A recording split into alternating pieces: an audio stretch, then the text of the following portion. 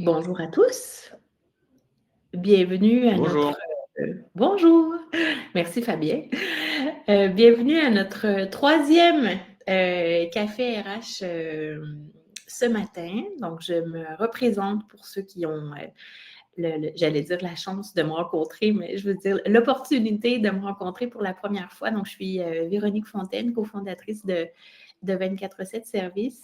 Je suis passionnée par les ressources humaines et l'objectif des cafés RH, comme on vous l'a expliqué, c'est de vous donner des outils concrets pour faciliter votre vie de titulaire. Donc, aujourd'hui, nous avons pensé inviter Fabien Brault. Je vais lui laisser l'opportunité de se présenter.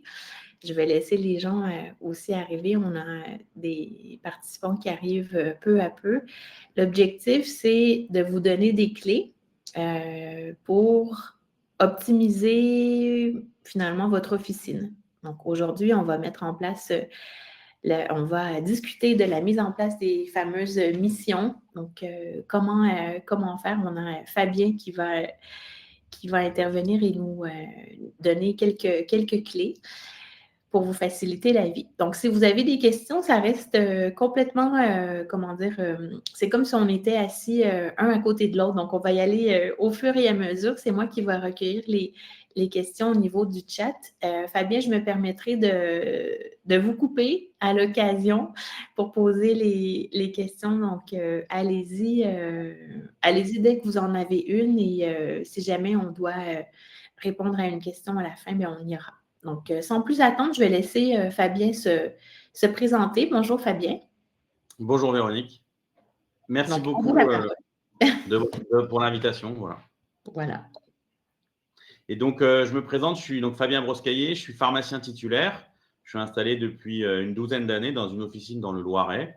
J'ai également créé la société IGI, qui a pour objectif d'accompagner les pharmaciens dans le développement de leur officine, soit à travers les missions de santé, mais également tous les marchés intéressants, notamment l'orthopédie, la compression, la location de matériel médical, etc. Tous ces services que nous pouvons proposer en officine, dont on ne sait pas forcément bien faire au départ et sur lequel on a pas mal de concurrents. Et je fais pas mal de coaching et d'accompagnement de pharmaciens. C'est avec cette casquette-là que j'interviens aujourd'hui, notamment pour partager un enjeu fort pour notre métier, c'est-à-dire la mise en place des missions de santé, une belle opportunité que Véronique connaît bien, parce qu'à son accent, son accent canadien, c'est quelque chose qui est très présent au Canada et qui arrive petit à petit en France.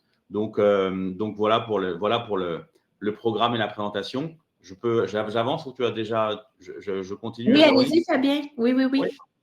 La parole Donc, est à vous. super, merci. N'hésitez pas à poser des questions dans le chat ou à m'interrompre, il n'y a aucun problème. Ouais. Comme vous le savez et vous le voyez tous, on a effectivement une baisse du prix des médicaments régulièrement. Donc, effectivement, on a moins de produits chers parce qu'ils sont passés dans la tranche en dessous. On a également la baisse des prescriptions médicales. Vous savez que les médecins ont pour consigne de prescrire 10% en moins de médicaments pour pouvoir faire des économies. Et puis, il y a également une baisse du remboursement de certains médicaments. Et donc, l'économie de l'officine se tend, nos trésoreries se tendent, effectivement. Et on parle au 1er juillet de baisse sur l'orthopédie, la compression, la nutrition orale également. Donc, ça fait pas mal de baisse sur notre propre marge. Et pour compenser cette baisse, l'État attend de nous la mise en place des missions de santé dans notre officine afin que nous puissions aider à faire plus de prévention, de dépistage et que nos patients soient plus conscients de leur pathologie, éviter les hospitalisations, éviter les maladies longues et graves. Et donc, on a ce rôle-là. Et je vous ai remis sur cette flèche les différents événements qui sont venus au fur et à mesure à s'intégrer dans notre quotidien de pharmacien titulaire. Et il faut nous-mêmes, ça change notre organisation. C'est vrai que pré-Covid ou post-Covid, on n'était pas habitué à recevoir des patients avec ou sans rendez-vous, de faire des tests, de faire de la vaccination, maintenant de faire des trottes, de faire des entretiens divers et variés. Et puis, il y en a des nouvelles qui arrivent. On parle de 6 nouvelles missions en 2026. Ça veut vraiment dire qu'on passe de plus en plus, non plus sur une pharmacie mixte, c'est-à-dire de produits et de services. Et ces produits et ce service a un impact fort sur l'économie de notre officine et sur notre réorganisation. Comment on doit réorganiser nos plannings, comment on doit travailler avec nos équipes pour qu'ils soient formés, comment nos patients sont au courant. C'est toutes ces questions qu'on va essayer d'aborder ensemble là et qui viennent vraiment modifier notre quotidien et nous obligent à nous poser toutes ces questions-là. Mais la première question qu'il faut qu'on se pose, avant de se dire, on entend souvent, c'est pas rentable ou je ne sais pas quel est mon potentiel, la première question de se poser, c'est OK, quelle est ma stratégie économique pour mettre en place ces missions de santé? Pour ça, il faut que je fasse un petit recul en arrière pour me dire, c'est quoi l'économie de l'officine liée à ces missions de santé? Là, je vous ai remis sur ce premier tableau le récapitulatif des missions de santé avec le détail de chacune des missions et chacun des actes et le coût unitaire remboursé par la sécurité sociale, payé par la sécurité sociale pour chacune de ces missions-là. J'ai pris l'exemple d'une pharmacie de 2,5 millions d'euros de chiffre d'affaires et on a estimé le nombre de patients par pharmacie qui est concerné par les actes ou par les entretiens conventionnés. Et quand je viens prendre effectivement le coût unitaire de l'acte multiplié par le nombre de patients potentiels, j'obtiens un chiffre d'affaires. Et comme vous le voyez sur cette pharmacie-là, le potentiel de chiffre d'affaires lié aux missions de santé, en première instance, c'est 130 000 euros de marge pure, puisque c'est du service. Et comme c'est du service, je n'ai pas de produits qui sont liés. Donc, la marge délivrée, c'est effectivement 130 000 euros de marge. Alors, 130 000 euros de marge sur une pharmacie de 2,5 millions, c'est vraiment pas négligeable. Et puis, pour aller plus loin, en se disant, OK, c'est bien 130 000 euros de marge, mais finalement, est-ce que je suis rentable, pas rentable et combien de temps ça me mobilise? On a été travailler la masse salariale que ça mobilise en euros pour faire ces entretiens. Donc, tout l'enjeu des services, et c'est ça qui est aussi intéressant dans la gestion RH des équipes, c'est de se dire combien de temps je dois mettre au maximum par entretien. Puisque comme le métier de service, c'est un métier de temps, il faut cadrer le temps. Et comme vous le voyez, on a estimé, et d'ailleurs, c'est la Sécu qui nous demande en termes de temps, entre 4 minutes, 30 minutes, 20 minutes, 7 minutes, etc. Et ça nous donne effectivement un peu le temps nécessaire pour faire tel ou tel entretien. Quand je prends le chiffre d'affaires ici, les 130 000 euros, et que je viens enlever ma masse salariale qui est liée au temps passé, il me reste 65 000 euros. Donc, masse salariale payée, c'est mission de santé. Si je fais tout, c'est 65 000 euros de BE. Ce qui est très intéressant parce qu'une pharmacie de 2,5 millions en moyenne a entre 250 et 300 000 euros de BE. Donc, rajouter 60 000 euros de BE sur ces 300 000, c'est non négligeable dans le contexte actuel. C'est même très intéressant économiquement. Mais vous allez me dire, c'est impossible de tout faire. Et je suis d'accord avec vous. Et tout l'enjeu de la mise en place de ces missions de santé, prendre conscience du potentiel global et se mettre une priorisation pour notre officine. Quel est notre contexte? Combien d'équipes j'ai? Qu'est-ce qui est facile à faire? Qu'est-ce qui est plus difficile?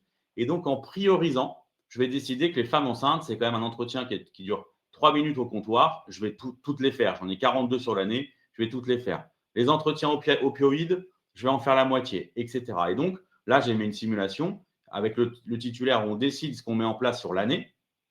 Et comme ça nous permet deux choses. Ça nous permet de nous fixer un objectif de chiffre d'affaires. Ça permet de mobiliser les équipes. Et je vais un tout petit peu plus loin tout à l'heure. Comme j'avais du temps, j'ai calculé le temps que ça me prend par semaine.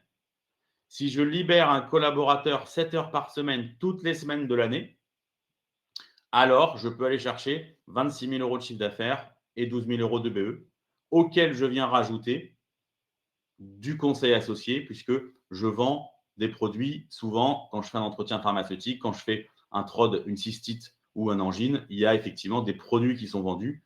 Là, vous n'avez que le chiffre du service, mais si je viens rajouter le conseil associé, c'est encore plus important que ça. Donc, le sens de mon message, c'est de vous dire, ne pas y aller, c'est impossible aujourd'hui de l'économie de l'officine. En revanche, il faut y aller avec une structure et une méthode. Et donc, il faut créer sa propre routine et embarquer 100% de son équipe. Et c'est tout l'enjeu de se dire, OK, quelle est ma propre routine à moi? Fabien, j'ai une question de Caroline qui demande comment avez-vous estimé le nombre de patients potentiels sur chaque mission? C'est une bonne question parce qu'effectivement, ça fait partie des défis. Alors, on a effectivement travaillé sur des règles de 3, des règles vraiment assez basiques. On a 800, par exemple, il y a 800 000 naissances en France. On connaît le chiffre, le nombre de patients moyens par pharmacie et par jour, et on a fait une règle de 3 pour avoir un estimatif. Peut-être que dans mon exemple, elle n'a pas 42 femmes enceintes, peut-être qu'elle en a 35 ou 50. Mais ce que je veux dire, c'est que l'économie globale est à peu près bonne. On sait le nombre de patients sous antalgiques et donc on sait estimer le nombre de patients opiacés au niveau national par pharmacie. Donc effectivement, et ce n'est pas extrêmement précis pharmacie par pharmacie, ça nous donne un indicateur de potentiel. Et peut-être que c'est entre plus 15 ou moins 15% du nombre de patients. Voilà, donc c'est sûr que si vous êtes à côté d'une maternité, vous aurez plus de… Je pense qu'on peut faire l'exercice. Vous l'avez fait de façon générale, mais l'objectif, c'est de le faire en fonction de sa propre pharmacie, dépendamment du quartier, de la compétition aussi autour de la densité de population. Donc, le but, c'est de le… OK. Absolument. C'est pour ça qu'il faut bien connaître ces chiffres et bien connaître sa pharmacie et son potentiel. C'est tout l'enjeu. Et donc, la propre routine qu'on se crée, elle se crée depuis notre bureau titulaire ou nos décisions jusqu'à l'extérieur de l'officine, le site internet, la visibilité patient. Et donc, comment on fait? On utilise une méthodologie pour mettre en place la conduite du changement. Et comment ça se passe? En fait, on va mobiliser l'ensemble des gens de notre officine, mais aussi nos partenaires. Le premier, c'est comprendre l'urgence. Donc là, c'est ce que je vous ai rappelé. Les constats, effectivement, on a une marge qui baisse et on a des missions de santé, une opportunité de développer notre marge différemment. La deuxième, c'est d'embarquer notre propre équipe. Notre équipe, elle doit comprendre les enjeux de l'économie de l'officine. Elle doit nous entendre, effectivement. Parfois, on ne peut pas augmenter les salaires ou on a du mal à faire des investissements, etc. Parce que l'économie de l'officine, elle est fragile. Donc ça, nos équipes, elles doivent le comprendre. Mais pour contrer ça, on met en place les missions de santé. Et on s'appuie sur des experts, soit avec notre groupement, soit les laboratoires peuvent nous accompagner, soit j'ai mis Iggy évidemment, nous on fait que ça, de l'accompagnement de titulaires. Et donc on crée une coalition pour arriver à atteindre notre objectif. Ensuite, il faut faire savoir notre savoir-faire. Ça, c'est notre difficulté grande chez les pharmaciens. On n'a pas le droit de communiquer vraiment et de faire de pub, mais déjà dans notre officine, à nos propres patients, ceux qui rentrent, on ne leur dit même pas ce qu'on fait comme service. Je prends un exemple, on fait tous du tirelet en location.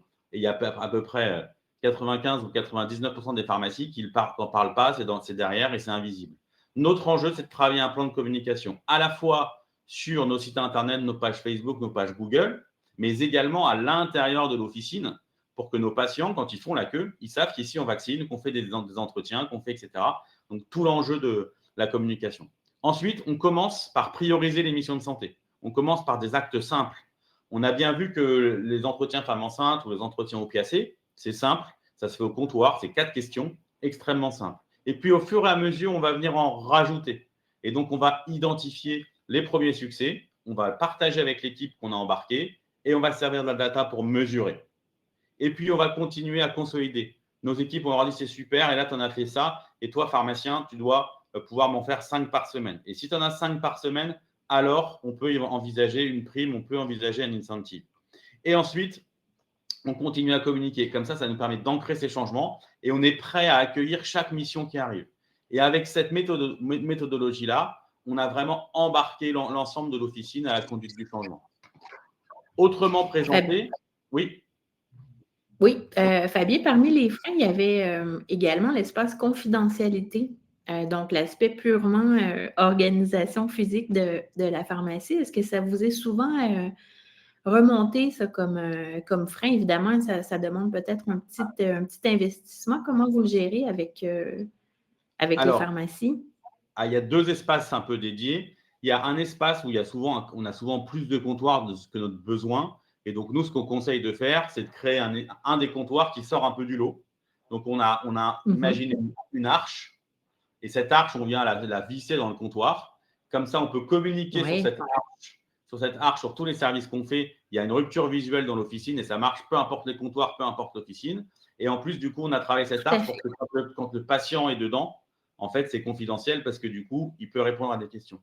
Tout l'enjeu des missions de santé, vous l'avez dit, c'est qu'il faut l'organiser dans le temps. Et c'est un métier de temps. Et donc, l'enjeu, c'est de se dire, OK, moi préparateur, je ne peux pas faire l'entretien. Par contre, je peux en parler à mon patient, installer mon patient à ce comptoir-là. Il va remplir le questionnaire. J'en parle à ma collègue ou au titulaire. Et c'est le titulaire qui va, quand il a fini de servir son patient, il va voir sous l'arche, s'occuper des 10 dernières minutes avec le patient. Et là, vous comprenez que du coup, on a mis en place une organisation où tout le monde est capable d'en parler. Donc ça, c'est très important. Toute l'équipe est mobilisée. Seulement, le pharmacien arrive pour faire l'acte à la fin, un peu à l'image d'un radiologue. Ce n'est pas le radiologue que vous voyez quand vous allez faire une radio. C'est le radiologue qui fait l'analyse. Et bien là, on est un peu dans la même dynamique. On pourrait imaginer qu'il y a un espace dédié dans lequel on a une secrétaire médicale qui accueille pour les entretiens, l'orthopédie, la compression, les vaccinations. Et puis ensuite, le pharmacien, il passe de salle en salle. Donc, je vous parlais d'un premier espace de confidentialité. Le deuxième espace de confidentialité, c'est les salles. On a des salles pour vacciner, on a des salles pour prendre des mesures. Moi, j'invite toujours à faire en sorte que ces salles, il y en ait peut-être 2, mais qu'il n'y ait rien à l'intérieur. Parce qu'elles sont souvent bloquées quand j'ai besoin de faire une prise de mesure. Je suis dans la salle avec le patient.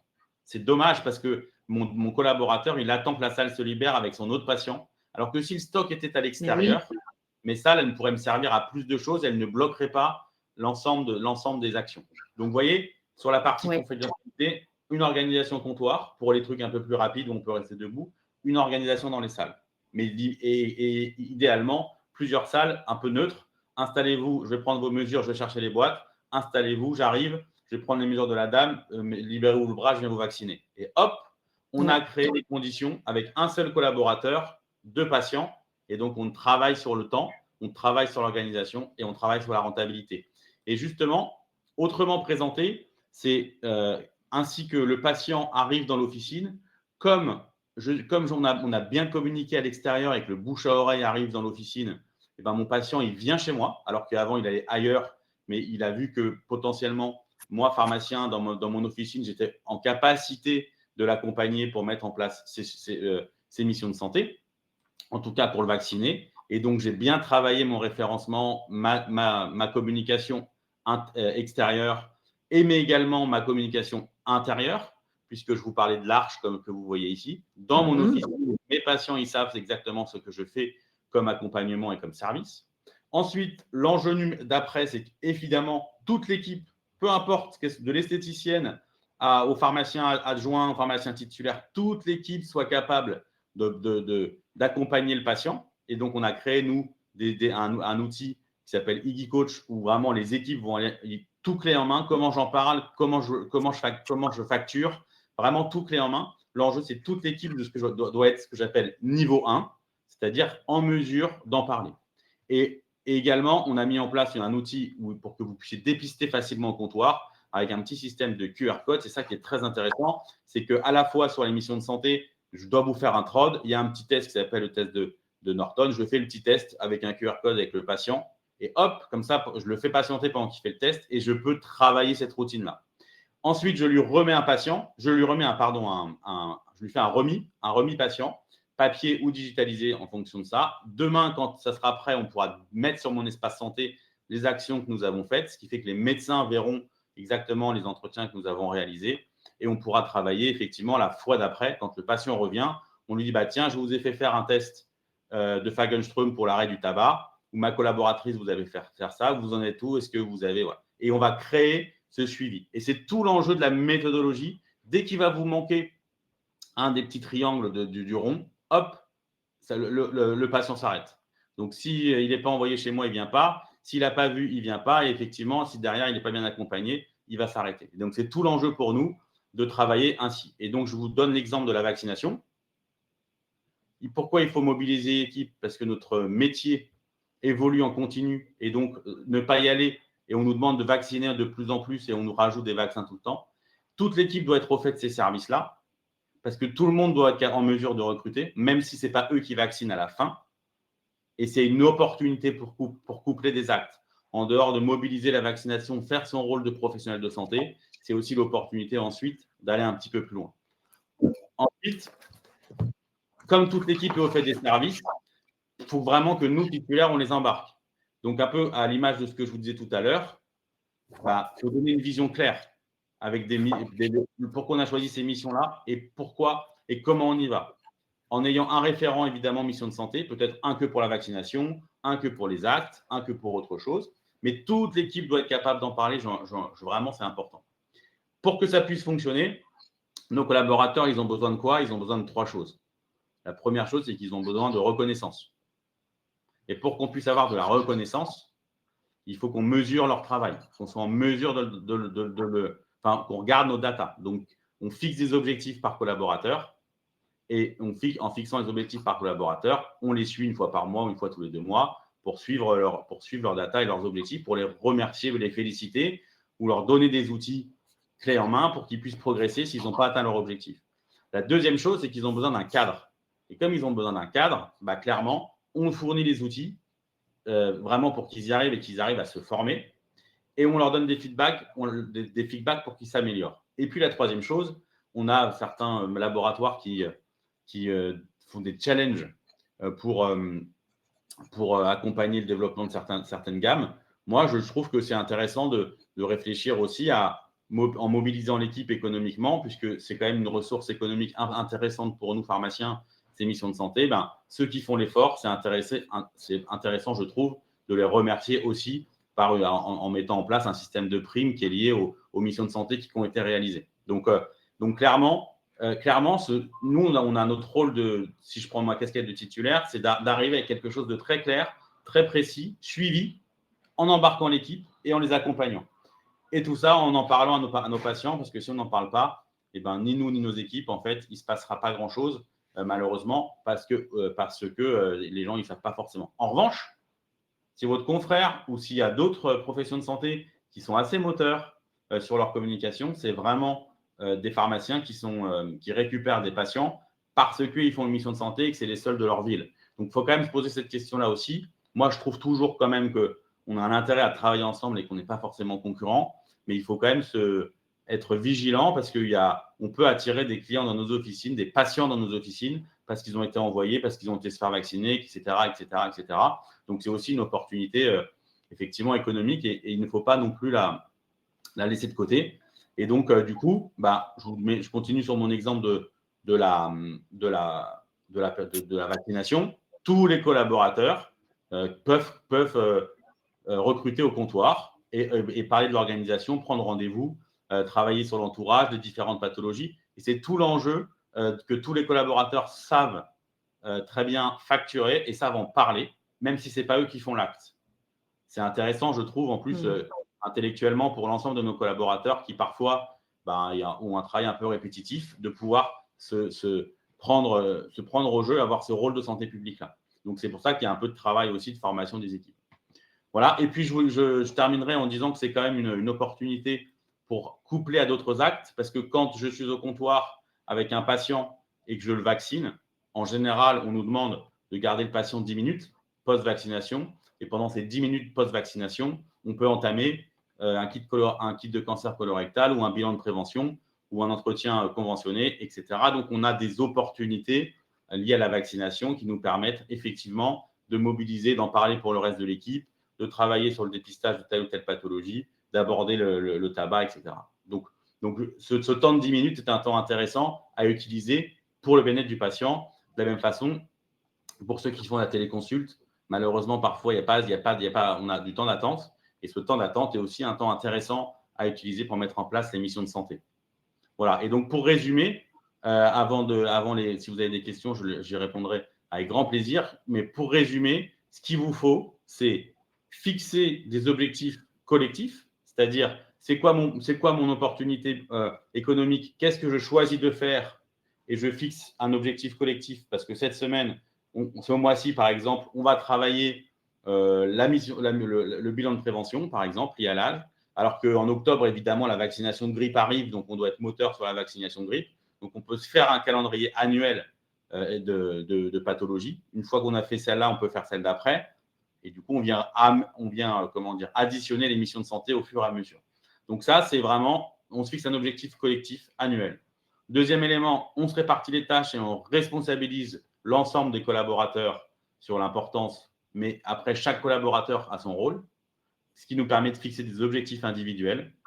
On suit les objectifs individuels et donc ça nous permet de suivre les objectifs collectifs et d'être prêt à accueillir les missions de santé qui arriveront en 2026, en 2027, en 2028. Parce que quand on connaît le modèle canadien, et Véronique pourrait en parler, on est au tout début des missions de santé parce qu'il y en a beaucoup, beaucoup, beaucoup d'autres qui pourraient arriver chez nous. On parle en 2026 de évidemment la prescription de substituts nicotiniques, on parle de la conjonctivite allergique, on parle évidemment des premiers soins pour désengorger les urgences. Donc, ça peut faire un peu peur sur le papier, mais si on est bien structuré, bien organisé et qu'on a bien pris conscience de ce qu'on doit faire, il n'y a pas de raison qu'on n'y arrive pas. C'est un de nos enjeux. On a montré qu'on était capable, avec beaucoup de résilience, de s'adapter à l'évolution de notre métier. Et il faut qu'on continue à le faire. Donc c'est un virage passionnant, pas évident, puisqu'on nous enlève des économies d'un côté pour qu'on en aille chercher de l'autre, mais hyper intéressant au service de la population et de notre rôle de professionnel de santé. Fabien, voilà. Est-ce qu'il y a des bonnes raisons de ne pas le faire? Il n'y a pas de bonnes raisons de ne pas le faire, il y a des bonnes raisons de ne pas tout faire. C'est ça. Parce qu'il y en a qui sont effectivement beaucoup plus chronophages, ou on est beaucoup moins concerné, ça concerne beaucoup moins de patients. Et donc, l'oncologie, c'est extrêmement intéressant, c'est nécessaire, mais c'est des entretiens qui sont beaucoup plus lourds, avec une formation un peu plus importante et qui concernent un peu moins de patients. Donc, en plus, en général, il faut avoir quand même, dans la globalité d'accompagnement, des gammes un peu dédiées. Donc, par exemple, celui-ci, il est plus compliqué et il suscite beaucoup plus de travail. Mais il y en a plein de ne pas les faire. C'est vraiment dommage parce que c'est une opportunité simple et ça ne demande pas beaucoup de travail en transformation. Je pense que là, on est encore, malgré que ça fait plusieurs années qu'on en parle en France, je pense qu'on est quand même aux prémices, malgré tout. On voit qu'on doit encore faire un travail acharné de communication. Vous aviez raison de dire que les patients sont les premiers à ne pas être informés de ces nouvelles missions-là. Je pense que dans quelques années, ça va devenir un réflexe d'aller dans sa pharmacie pour se faire vacciner, pour se faire tester. Donc, ce n'est pas encore le cas. Est-ce que vous diriez, Fabien, qu'il y a un risque pour les officines qui ne le font pas maintenant? C'est-à-dire que, bon, les débuts sont souvent plus difficiles, mais une fois que la roue est partie, ben, les officines qui ne l'auront pas fait maintenant, ou en tout cas dans un futur assez proche, il y a même un risque financier pour leur officine. Pour moi, il y a clairement un risque financier, parce qu'on le voit bien, et je pense que l'État l'a calculé comme ça. Ils ont dû faire à peu près le tableau que j'ai fait en se disant, OK, moi, je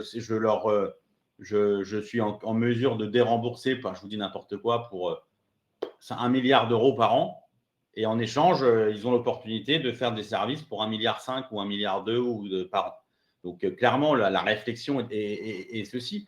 Quand ils viennent augmenter de 5 euros la consultation médecin, l'engagement des médecins, c'est de prescrire 10% de moins.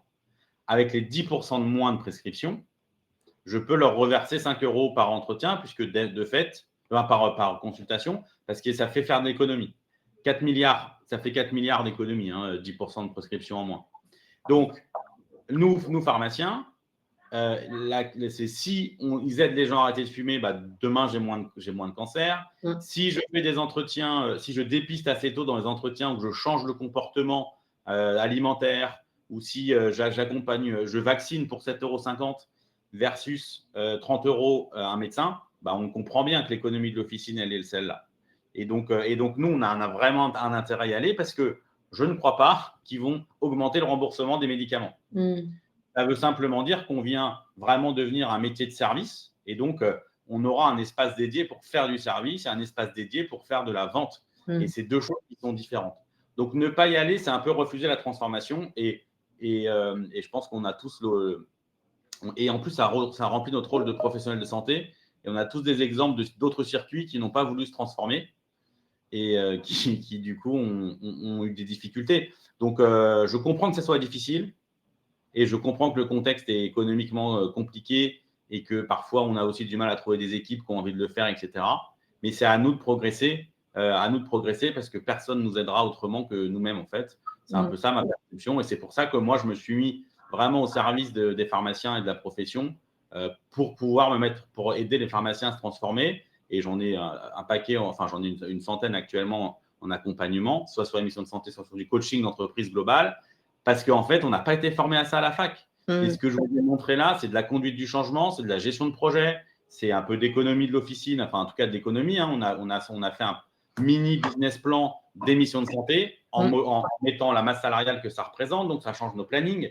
Et tout ça, ben, évidemment, ce n'est pas ce qu'on a appris à la fac, ce n'est pas évident et on doit un peu se débrouiller tout seul dans notre lecture de chiffres et notre compréhension du marché. Et c'est pour ça que vous êtes là pour donner un petit coup de main, Fabien. J'ai une super bonne question de Mathilde, justement très concrète. Comment fixez-vous les objectifs individuels, surtout lorsque l'acte doit être facturé par un pharmacien? Ça, c'est une bonne question, très concrète. Alors, je commence crescendo et je le fixe de façon mensuelle. Donc, en fait, on se dit, j'ai testé plusieurs choses. Soit tu es libre d'en faire, tu dois m'en faire 5 cette semaine, par exemple, les pharmaciens, et donc tu t'organises comme tu veux.